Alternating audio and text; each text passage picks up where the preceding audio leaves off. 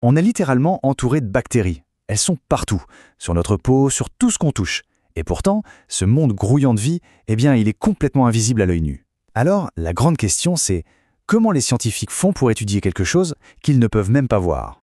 Voilà, c'est la question qui a motivé des générations de chercheurs. Parce que, soyons clairs, rendre ces organismes visibles, ce n'est pas juste pour le plaisir des yeux. Non, non, c'est la clé absolue pour tout comprendre. Comment ils fonctionnent, de quoi ils sont faits, leur rôle dans l'écosystème. Alors c'est parti, on va plonger ensemble dans l'arsenal des scientifiques qui a rendu possible cette exploration de l'infiniment petit. Alors on pourrait se dire, bon, facile, on prend un microscope optique et c'est réglé. C'est un bon début, c'est vrai, mais ça ne suffit pas. C'est un peu comme essayer de voir un fantôme dans le brouillard. La bactérie est là, juste sous l'objectif, mais elle est transparente, quasi invisible, sans aucun contraste. Résultat, impossible de voir les détails à l'intérieur. C'est juste une petite tache floue. Du coup, la première et vraiment la plus grande révolution, ça a été la coloration. L'idée est toute simple, mais absolument géniale. Si on ne voit pas la bactérie, eh bien on va la peindre. On va lui donner une couleur pour qu'elle ressorte enfin de son arrière-plan. C'est ça, tout l'art du contraste.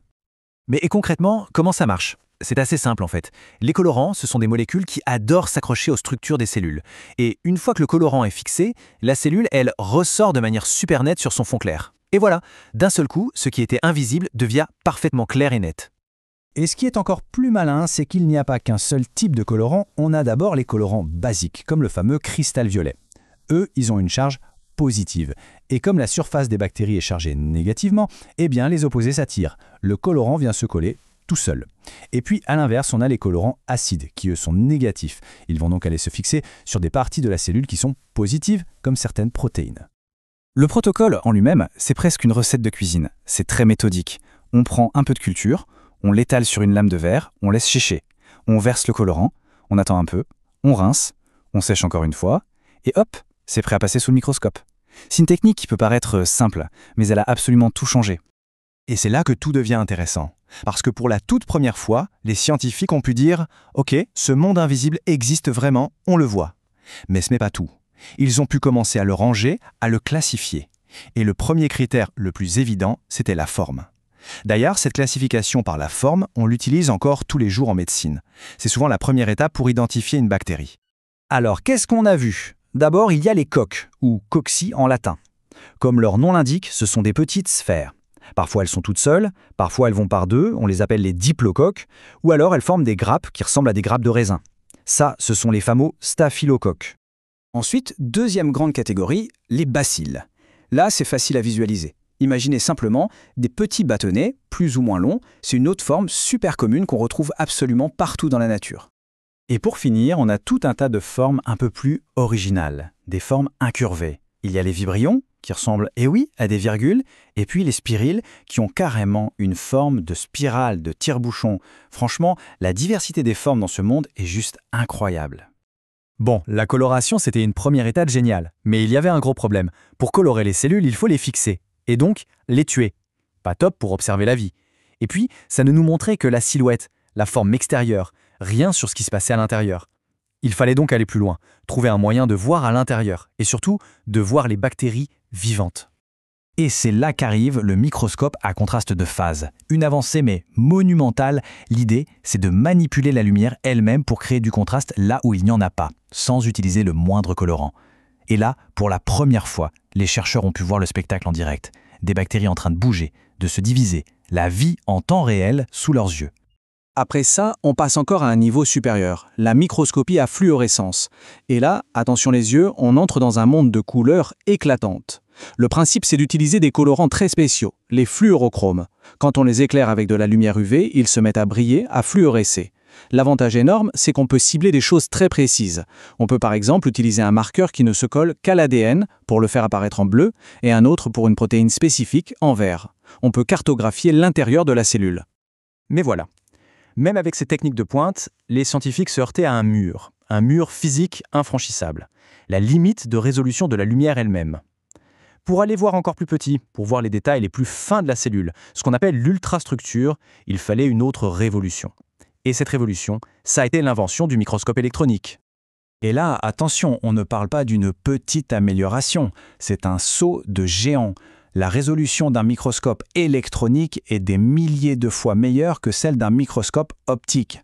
On ne raisonne plus en micromètres, on passe au nanomètre. C'est un changement d'échelle radical.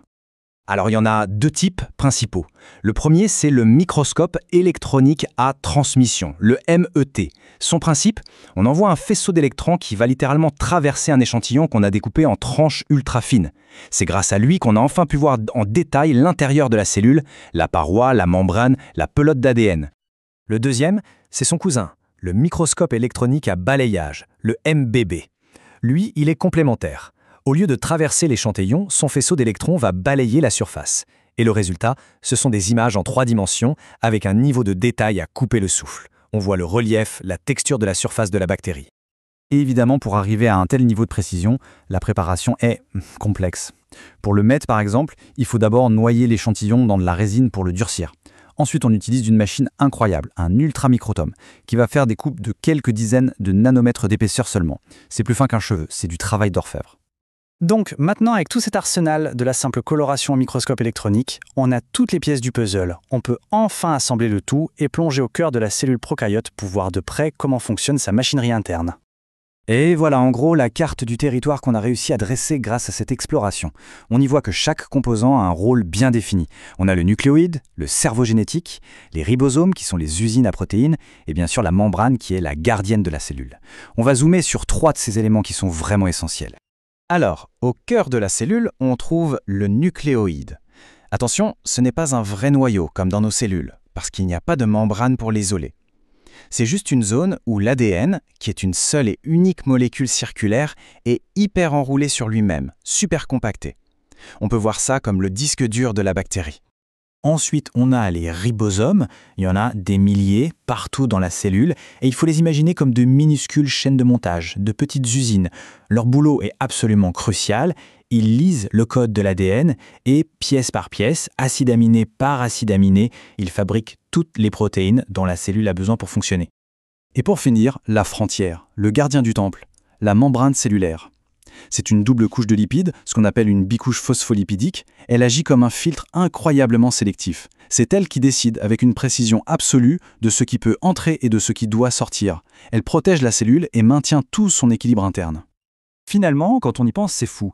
On est parti d'une simple petite tâche complètement invisible. Et grâce à l'ingéniosité humaine, on a réussi à zoomer jusqu'à l'échelle de la molécule. Tout ce voyage nous a révélé une complexité, une organisation qu'on n'imaginait même pas. Et ça laisse une question immense en suspens. Maintenant qu'on peut les observer dans leurs moindres détails, qu'est-ce que ces architectes du minuscule peuvent encore nous apprendre sur les secrets de la vie elle-même ?